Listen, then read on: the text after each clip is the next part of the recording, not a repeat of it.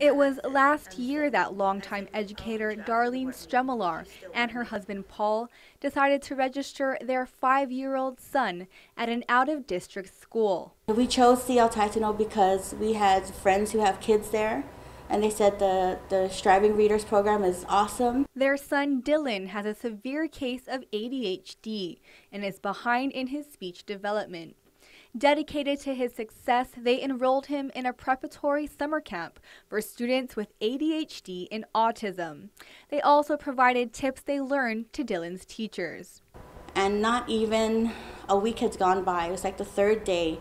The vice principal writes to us and says, "Thanks for the tips, but there's no improvement."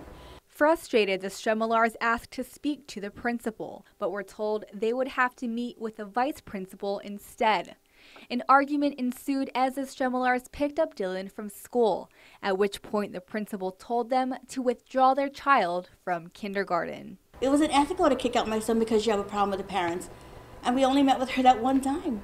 Repetition is a necessity for Dylan. And consistency. And you have to be very consistent with him. When he found out on Monday he had new clothes, everything was different. He asked us a question, "Mom, what did I do wrong?"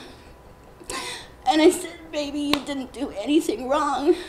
Thankfully, the Stremmelaars say Dylan is thriving at his new school, but they are still concerned about the way the situation was handled. They filed a formal complaint with the Department of Education, but according to Superintendent John Fernandez, no policy had been broken since Dylan was technically out of district.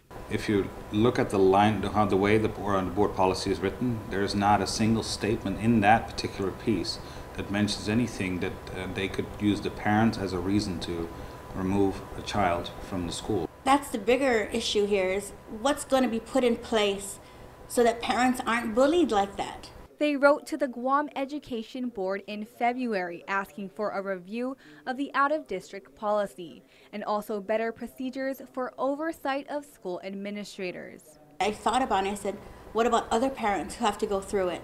Superintendent John Fernandez said the incident was investigated and addressed, and this was the only complaint regarding the out-of-district policy in over a year.